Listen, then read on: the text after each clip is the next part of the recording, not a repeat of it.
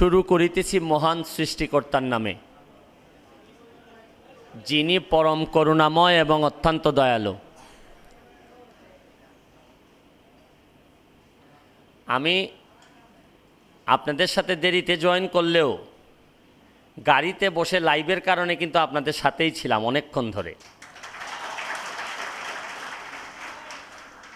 আমাদের এই ড্যাফোডিলসেরই একজন স্যার আপনাদের সামনে বক্তব্য রাখছিলেন।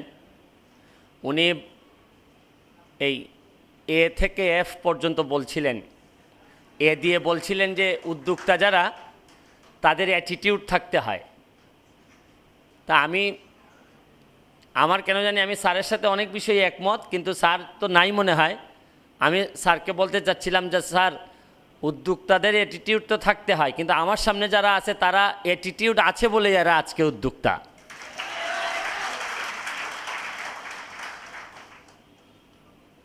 আবার খুব লাইভে যখন বাহার সাহেবের বক্তব্য শুনছিলাম এবং বাহার সাহেবের যে একটা ভিডিও দেখলাম, কারা জানি বানিয়েছেন দেখলাম, মনটা একটু খারাপ হয়ে গেল। আপনারা ভাইবেন না যে আমি জেলাস ছিলাম যে না আমার ভিডিও নাই, বাহার সাহেবের ভিডিও কেন আছে। মনটা খারাপ হয়ে গেছে এই কারণে যে বাহার সাহেবের মতো জিনিসকে সিঙ্গাপুর ঠিকই চিনে ফেললো, কিন্তু আমার বাংলাদেশ পুরাপুরি চিনতে পারলো না।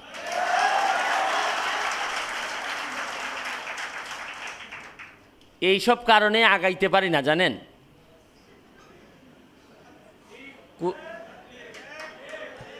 দেখবেন দেশটা আগায় না কেন জানেন? এই ধরনের বাহার সাহেবদের মতো লোকদেরকে বাংলাদেশ যখন চিনতে পারে না, চিনতে যখন দেরি করে, তখন কোন ফাঁকে সিঙ্গাপুর অথবা আমেরিকার মতো দেশ যে এদেরকে নিয়ে যায়, যার কারণে বাংলাদেশটা খালি পিছাইতেই থাকে আর পিছাইতেই থাকে। আমি যখন গাড়ি দিয়ে আসতেছিলাম, উদ্যোক্তার কথা যখন বারবার শুনতেছিলাম, তখন আমার মনে হয়েছিল যে আমি তো সব সময় আইনজীবী হিসাবে অনেক ইনফরমেশন আমার কাছে থাকে, অনেক কাজ করতে হয়। দুই ধরনের উদ্যোক্তা আছেন, কিন্তু একজন আছেন, এক ধরনের যারা আছেন তারা হচ্ছেন গিয়ে বাহার সাহেবের নেতৃত্বে অথবা বাহার সাহেবের মতো যারা আছেন তাদের নেতৃত্বে যারা উদ্যোক্তা তৈরি করতেছেন, তাদের উদ্দেশ্য হচ্ছে গিয়ে নিজেকে গড়া এবং দেশকে গড়া। যদি শুধু এরা থাকতো তাহলে বাংলাদেশ আগাই যেত, কিন্তু আপনারা পিছাইয়া আছেন। বাংলাদেশে আগাইয়া আছে আরেক ধরনের উদ্যোক্তা, যারা বাহার সাহেবদের নেতৃত্বে না, তারা অন্য সাহেবদের নেতৃত্বে, যারা সিদ্ধান্ত নিয়েছেন এবং উদ্যোগ নিয়েছেন যে বাংলাদেশটারে লুটপাট করে খাবেন।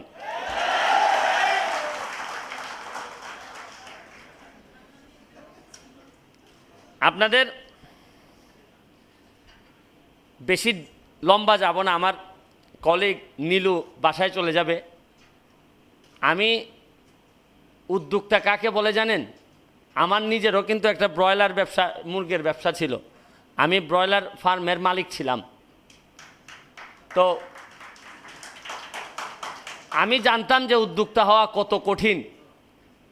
সেই নিমতলি থেকে লেয়ার মুরগির বাচ্চা নিয়ে বাড়িতে 1 মাস পালার পর আমি যখন 45 টাকা গোটা বিক্রি করতাম, তখন আমার লাভ থাকতো 3 টাকা পার মুরগিতে। আর একদিনের জন্য যিনি দালাল আসতেন, ইনি আমার কাছ থেকে এই মুরগিটা নিয়ে দিনে দিনে 10 টাকা লাভে পার মুরগি বিক্রি করতেন। তখনই আমার কলিজায় কামড় দিছিল, এই দেশে তো দেখি উদ্যোক্তার চেয়ে দালালের দাম বেশি।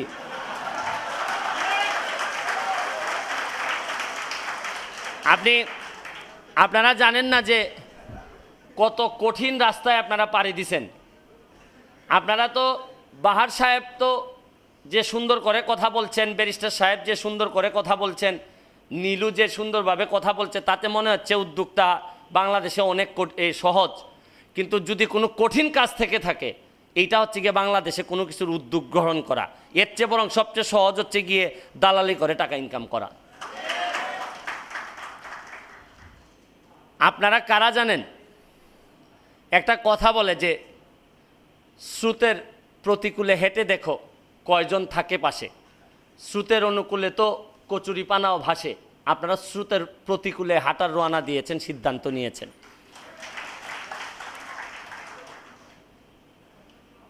আপনাদের আমি যখন 250 কিলোমিটার দূরে 12:30টার সময় রওনা দিছি আপনাদের জন্য, আমি উদ্যোক্তা কেন জানেন? আপনারা খেয়াল করছেন কিনা, আমি যখন এখানে উঠছি আমার লজ্জায়, আমি অত লজ্জা সাধারণত আমি পাই না। আমার জুতার মধ্যে দেখছেন কিনা কাদা লাগানো, প্যান্টের মধ্যে কাদা লাগানো। আমি কিন্তু নৌকার মধ্যে ছিলাম, লাইভ করতেছিলাম লুঙ্গি পরে। ওই লুঙ্গিটা চেঞ্জ করে যে গাড়িতে উঠছিলাম, আমি কিন্তু আজকে দুপুরেও খাইনি।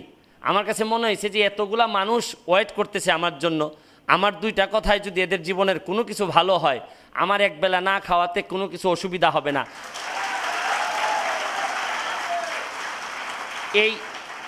এই না খাওয়ার ব্যাপারটা কেন জানেন? এই যে না খেয়েও থাকুক একবেলা না খাওয়া, তাও কিছু মানুষের ভালো হোক, উন্নতি হোক, এইটাকেই বলে উদ্যোক্তার মানসিকতা। আর উদ্যোক্তার চাকরিজীবীর মধ্যে একটা পার্থক্য আপনাকে বলি। আপনি যদি উদ্যোক্তা পান তাহলে দেখবেন কিছু না কিছু কাপড় চোপড়ের মধ্যে একটু ঝামেলা আছে, হয়তো একদম ইস্ত্রি করা না, একটু কাদা লাগানো, এরা হচ্ছে কি উদ্যোক্তা। আর চাকরিজীবী যদি পান তাহলে দেখবেন ইস্ত্রি করা একদম ফিটফাট, কিন্তু ভিতরে অত বেশি কিছু নাই।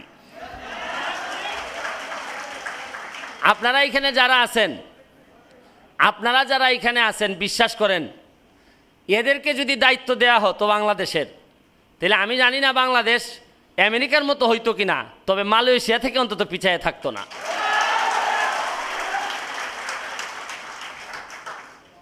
মানুষের যে সক্ষমতা, আমাদের যে সক্ষমতা, একটা রিসার্চে দেখা গেছে আমাদের যে সক্ষমতা আমাদের আছে এবং আমাদের যে আগ্রহ, তার মাত্র 25% আমরা ব্যবহার করতে পারি। গড়পড়তা মানুষগুলা যারা 50% ব্যবহার করে, সারা পৃথিবীব্যাপী তারা প্রশংসা পায়। আর যারা 100% ব্যবহার করতে পারে, তাদেরকে প্রশংসা করার জন্য সারা পৃথিবী বসে থাকে, কিন্তু খুঁজে পায় না, কারণ তার সময়ই থাকে না প্রশংসা নেয়ার।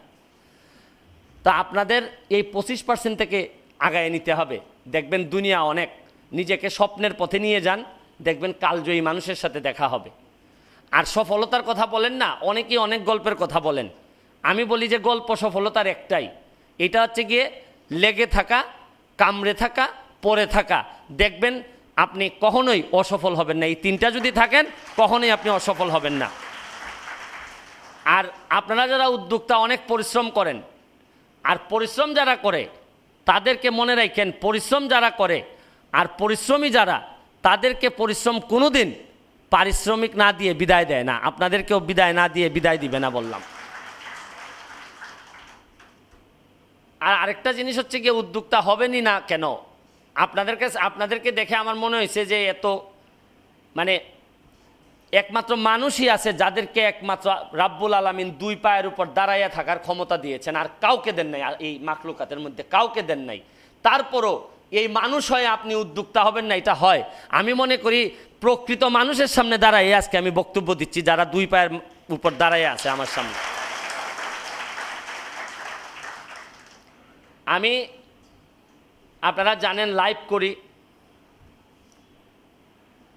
লাইভ করতে করতে এমন জায়গায় চলে গেছি যে আমার নিজের এলাকায় আমি 26টা ব্রিজ বানাইছি, কাঠের ব্রিজ বানাইছি।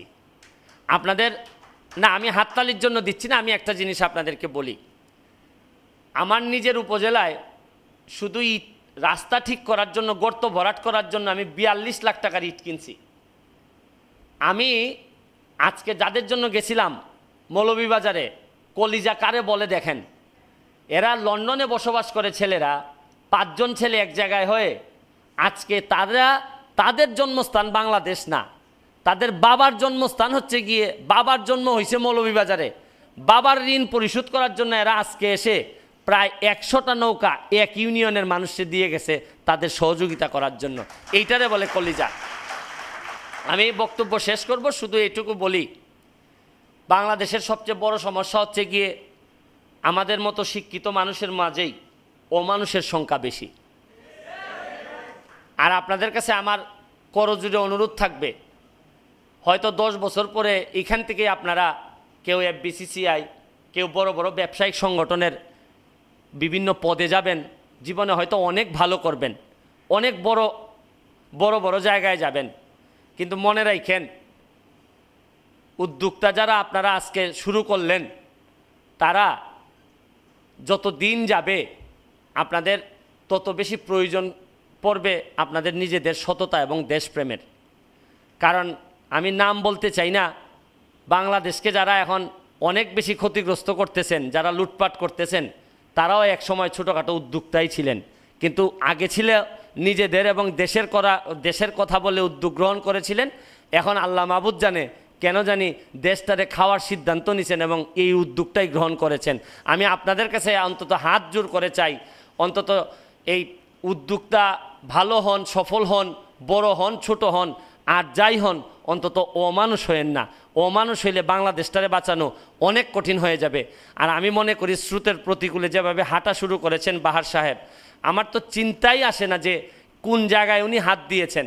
আজকে যদি কেউ বুঝতো যে উনি কোন জায়গায় হাত দিছেন এবং কাদেরকে বানাচ্ছেন, কাদেরকে মানুষ বানাচ্ছেন, আর কারা আসছে আজকে আমাদের সামনে এইখানে এই ড্যাফোডিল ইউনিভার্সিটিতে, কারা বাংলাদেশের বিভিন্ন জায়গা থেকে আসছে, হায় রে বাংলাদেশ, এরা যদি বুঝতো যে কাদেরকে এইখানে আনা হয়েছে, কাদেরকে এরা এইখানে কারা আসবে, তারা যদি প্রকৃত অর্থে বুঝতো, তাইলে আমি মনে করি প্রতিটা জেলায় হেলিকপ্টার পাঠাইয়া এদেরকে ঢাকায় আনা হইলে তাও ঋণ শোধ হইতো না।